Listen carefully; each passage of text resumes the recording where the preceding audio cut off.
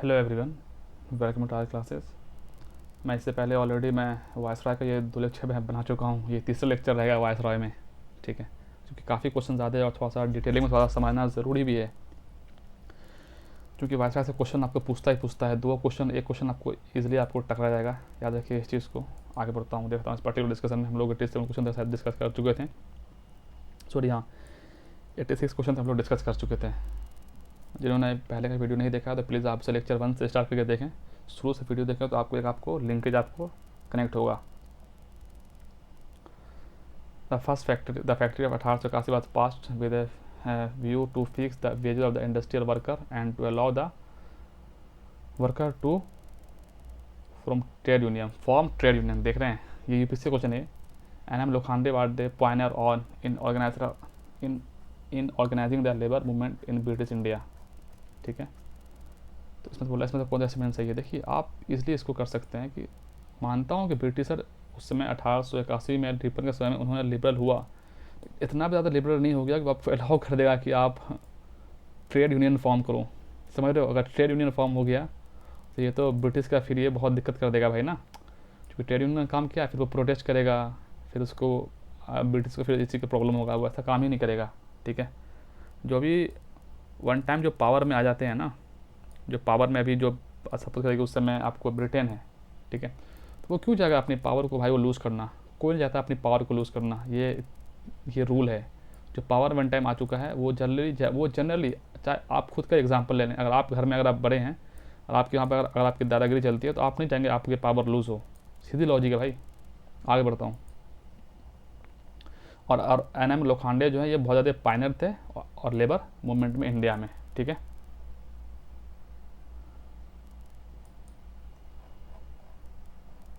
Factory 1881 prohibited the employment of children under the age of 7। Limited number of working hours में उसने allow कर दिया था। ठीक है, और डेंजर मशीनरी सूट भी उसको प्रॉपरली आप उसको फिनिश करो प्रॉपरली। ठीक है, और उस एक्ट का फोकस था सिक्योरिटी ऑफ द लेबर वो वर चाइल्ड। और एन एम लोखंडे जब वो पायनर थे आपको लेबर मूवमेंट के इंडिया में। और he remember not only for the ameliorating the working condition of the textile mills in 19th century but also for the courageous initiative for the caste and the communal issues. एक particular जो person है जो social issue पर जो work कर रहा है ना, वो डिफरेंट सेक्टर को वो टच करेगा। सोशल, पॉलिटिकल, इकोनॉमिकल, कल्चर, सारे डायमेंशन को टच करेगा। ठीक है, वो सिर्फ एक ही पे वर्क नहीं करेगा। ये आप थोड़ा याद रखने वाली बात है। वो the following is consider the father of the local self government, Lord Ripon. आगे बढ़ जाता हूँ। अब ये क्वेश्चन अभी बार बार अभी रिपीट होगा। सबको बता रहा हूँ कि वो क्यों लोकल सेल्फ गवर्नमेंट वो चाह रहे थे यहाँ पर, इस चक्कर में उसको father of local self government बोलते हैं। क्लाइव लाया है डुअल सेल्फ गवर्नमेंट बंगाल में। बेंटिक ने क्या किया है, रिमूवल किया है। ठीक है, removal of the press restriction. Charles Metcalfe को देखिए, अब कर्जन ने क्या लाया है, कर्जन ने पार्टीशन ऑफ बंगाल किया है। ठीक है, इंग्लिश एजुकेशन कौन लाया भाई। अब इसमें आपको मुझे लगता है कि जो चार्ल्स मेटकाल्फ है ये प्रेस का रिस्ट्रिक्शन इसने हटाया है। ठीक है, और बेंटिक क्या, इंग्लिश एजुकेशन। क्योंकि एक भाषा बहुत सारा काम किया है, वो भी चीज़ है। इसका आंसर ये दे रहा है आपको 1 दे रहा है, तो पहले का आंसर सी हो गया, दूसरे का आंसर आपको डी हो गया। बेंटिक ने क्या किया, इंग्लिश एजुकेशन लाया है। ठीक है, और चार्ल्स मेटकाल्फ को हम लोग लिबरेटर ऑफ प्रेस बोलते हैं। ठीक है, और कर्जन क्या आपको बी है, पार्टीशन ऑफ बंगाल किया है। ठीक है, आगे बढ़ जाता हूँ।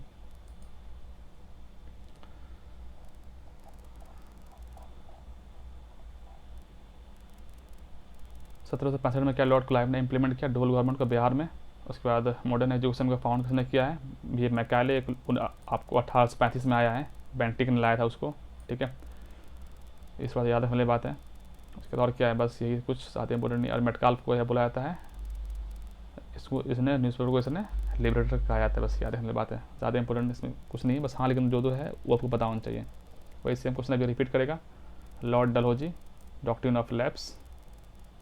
ठीक है, बेंटिक ने सत्य को प्रोहिबिट किया। लॉर्ड रिपन क्या क्या लाई, लोकल सेल्फ गवर्नमेंट। कर्जन ने क्या किया, division of Bengal. Same question अब वही रिपीट होता रहेगा। Dalhousie, lapse, doctrine of Bentinck, prohibition of sati, Ripon's, local self government, और लॉर्ड कर्जन ने डिवीजन ऑफ बंगाल किया है। ठीक है, आई होप कि आप इसको समझ पा रहे हो थोड़ा बहुत। ठीक है, इसमें पूछा गया कि कौन सा इसमें पेयर में इसमें से करेक्टली मैच है। ठीक है, लॉर्ड इलनबर्ग सिंध कोनेक्स किया है, कब क्या है याद करिए, 1843 में। ठीक है, बाकी सारा ऑप्शन इसमें रॉन्ग, इसमें से मैच किया है। कॉर्नवालिस ने क्या किया, परमानेंट सेटलमेंट लाया है, ठीक है, ये थोड़ा याद रखने वाली बात है। सिंध को किसने एनेक्स किया है, लॉर्ड इलनबर्ग ने। इसका टाइमिंग 42 से 44 तक है। Regulating and Warren Hasting was appointed the first governor general of Bengal. ये बात याद रखने वाली बात है, ये सब पहले ऑलरेडी मैं डिस्कस कर चुका हूँ, ठीक है, साथ इसमें कुछ है नहीं ऐसा, ठीक है। इसमें से कौन सा इसमें करेक्टली मैच इसमें से नहीं है। लॉर्ड थर्ड एंग्लो मराठा वार लॉर्ड कॉर्नवालिस के समय में नहीं हुआ है, किसमें, लॉर्ड हेस्टिंग के समय में हुआ है, बाकी सब सही है। कि Hector Munda battle of Buxar में लॉर्ड हेस्टिंग एंग्लो नेपाल वार 1914 और 1916 में 1816 में क्या हुआ, ट्रीटी ऑफ सगोली हुआ है। ब्रेसली फोर्थ एंग्लो मैसूर वार 1799। थर्ड आपको ये आपको हुआ है जो मराठा वार, ये आपको लॉर्ड हेस्टिंग के समय में हुआ है। आगे बढ़ जाता हूँ। Archaeological survey of India was establish in the period of the Lord Curzon, 1903 के आसपास में कुछ ऐसा ही है, ठीक है।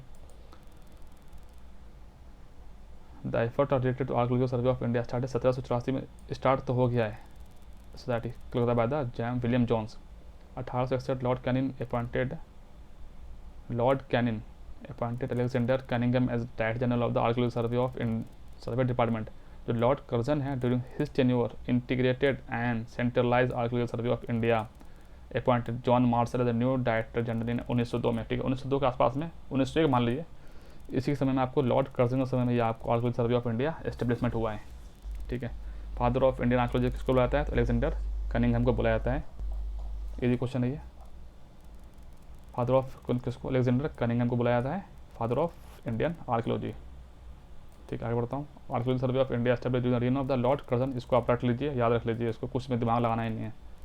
वही में the following establish the department of archaeological survey of the Lord Curzon, ठीक है। During the tenure which governor general of was the ancient monument preservation act पास हुआ था, ये आपको 1904 में आया है, ये आपको लॉर्ड कर्जन के समय में आया है। Ancient monument preservation act 1905 was passed in the year 1905 in the British India during the period of the governor general Lord Curzon के समय में आया, या थोड़ा याद रख सकते हैं। बाकी आप थोड़ा देख लीजिए, कुछ और भी इसमें एक्सप्लेनेशन है। An important event Lord Dufferin tenure क्या था उस भाई, डफरिन में क्या हुआ है कि आईएनसी बनाए 1885 में। आप वही बताएं कि फर्स्ट वाइसराय, फर्स्ट प्रेसिडेंट कौन था आईएनसी का, सेकंड कौन है, थर्ड कौन है और फोर्थ कौन है। आप पाएंगे कि इंडिया के ये सारा कोना ये विजिट कर रहा है आईएनसी। चौथे तक आप मुझे ज़रा बताएं थोड़ा सा, ठीक है। एस्टेब्लिशमेंट नॉट या आपको इंटरनेशनल कांग्रेस बना है डफरिन समय में, इसका 84 से लेकर 88 तक इसका टेन्योर है, और इसी ने कहा है कांग्रेस को माइक्रोस्कोपिक माइनॉरिटीज़, ठीक है। माइक्रोस्कोपिक माइनॉरिटीज़ किसने कहा है, तो आपको डफरिन ने कहा है। वो compare Curzon administration in India so to the Aurangzeb Gopal Krishna Gokhale. और आपने इस क्वेश्चन को अगर पहले नहीं किया तो आप एग्जामिनेशन हॉल में आप इस बात को आप थिंक भी नहीं कर सकते हैं कि कर्जन के एडमिनिस्ट्रेशन को औरंगजेब से कंपेयर करेंगे गोपाल कृष्ण गोखले, ठीक है। ये मॉडरेट लीडर है, ठीक है। और ये बताएं कि ये कौन से सेशन को, इंडियन नेशनल कांग्रेस के कौन से सेशन को इन्होंने चेयर किया है, Gopal Krishna Gokhale. In my belief Congress is to tottering to its fall and one of my great ambition while in India is to assist it to a peaceful demise, who wrote this। ये आपको Lord Curzon ने बात कहा था, ठीक है। ऐसा ऐसा स्टेटमेंट आपको बीपीएससी वाला आपका बहुत इजीली आपको पूछा जाएगा, ठीक है। Consider the following viceroy during the British rule, बोला कि इसको लगाओ इसके टेन्योर को, ठीक है। पहले कौन आया बाद में कौन आया, तो आप कर्जन को आप कुछ समझ पा रहे हैं, लॉर्ड कर्जन, ठीक है। उसके बाद कौन आया आपको, लॉर्ड हार्डिंग आ रहा है, उसके बाद चैम्सफोर्ड, उसके बाद आपको Lord Irwin. Gandhi Irwin pact आपको 31-32 में हो रहा है। चैम्सफोर्ड ये आपको 1919 में है, ये आपको 1909 के आसपास, ये आपको 1901-25 मतलब 1999 टू 1905 के आसपास में इसका टेन्योर वगैरह आपको दिखेगा। कर्जन का समय 99 से 95 है, हार्डिंग का 10 से 16 है, गांधी इसी समय में आए हैं, चैम्सफोर्ड 16 से 21 है, और इरविन 26 से 31 है।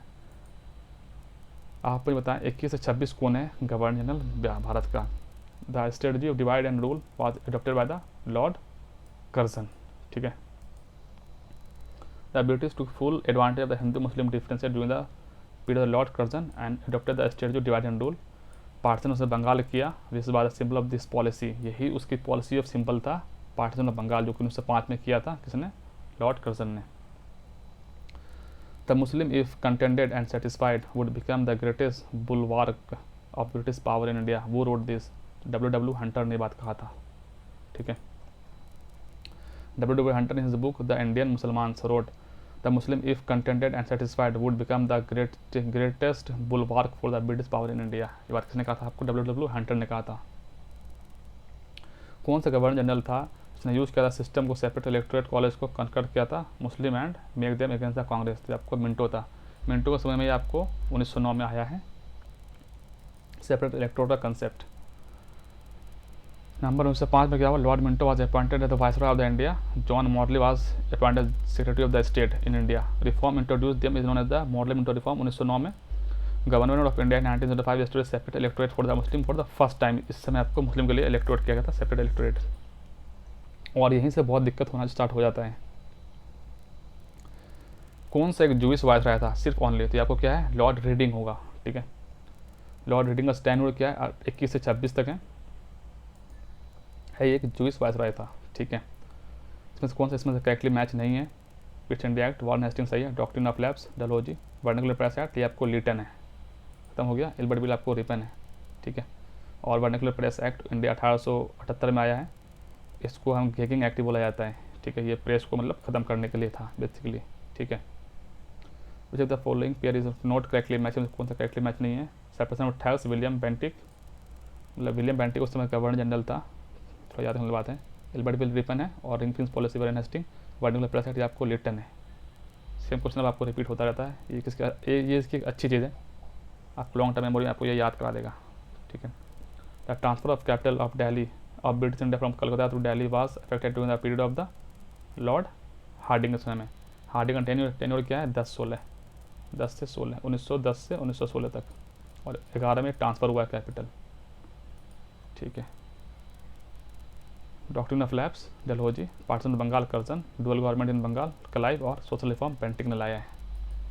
पेंटिक ने बैन किया सती को, ठीक है। क्या है? Governor general of presidency of Fort William in Bengal 1773, governor general of India under charter 1833। अच्छा, इसको आपको मैच करना है, ठीक है। 111 है ना ये, ठीक है। तो इसका आंसर क्या है? इसका ये सारा स्टेटमेंट दिया है बेसिकली। अच्छा, इसको आप एक लिस्ट से दूसरी लिस्ट आपको इसको मिलाना है बेसिकली। ये क्वेश्चन नंबर 111 है, और 111 का यहाँ पर ओहो हो सकता है, मुझे लगता है मिस्टेक हो गया। अच्छा, ये पेज को अच्छा क्वेश्चन दो मतलब ये रिपीट हुआ लगता है, मुझे लगता है ऐसा, ठीक है। क्वेश्चन ये आपको रिपीट हो रखा है, कोई बात नहीं। तो इसका आंसर आपको ए है, ठीक है। तो जब इसको पूरा आपको उसको मैच करना है बेसिकली, है ना, डी तक है, इसको आपको एक दूसरे जब आप इसको मैच करेंगे तो इसका आंसर आपको वही है बेसिकली, देख लीजिए। After the acquiring the Bengal, British parliament pass the regulation 1773 to regulate the company administration under this act. The governor of company was appointed governor general Bengal. Warren Hasting was appointed as the first governor general of governor general. Warren Hasting is not given option, so उसको चीज़ आपको UPSC question है, ठीक है। 1833 में कौन है आपको अकॉर्डिंग द क्वेश्चन, ठीक है। तो आप इसको एक दफ़ा आप इसको देख लेना, ठीक है। तो ज़्यादा बड़ी इसमें आप ये कोई बड़ा बात नहीं है, ठीक है। आप इसको थोड़ा देख लेना, इसको आप खुद से ही कर लेना, ठीक है। ये तो क्वेश्चन आप खुद से भी करें, ठीक है। बाकी आई होप कि मैंने आपको सारा क्वेश्चन आपको डन करा दिया होगा, ठीक है। ये आपको गवर्नर जनरल आपको डन हो चुका है। उसके बाद आपको मैं उसके बाद आपको बताऊँगा economic impact of British rule in India. तो दोस्तों आज के लिए इतना ही है, बाकी मिलते हैं नेक्स्ट वीडियो में। Okay, take care, bye bye. जो मैं क्वेश्चन पूछा आपका प्लीज़ आप उसका आंसर करना, ठीक है। और इसका मेंस का क्वेश्चन मैं आपको दे सकता हूँ, बट लेकिन ठीक है, आज के लिए मेंस का क्वेश्चन आज हम लोग रहने देते हैं, ठीक है। आप मुझे एक चीज़ बता दो, contribution of Lord Ripon local self government में, या फिर कंट्रीब्यूशन ऑफ लॉर्ड रिपन क्या रहा इंडिया के डेवलपमेंट में, एक क्वेश्चन ये है। और कंट्रीब्यूशन ऑफ लॉर्ड डलहौजी क्या रहा इंडियन के डेवलपमेंट में, ये क्वेश्चन दो क्वेश्चन पूछ, आपको इसका आंसर बताएं प्लीज़। चलिए मिलते हैं नेक्स्ट वीडियो में। Okay, take care, bye bye.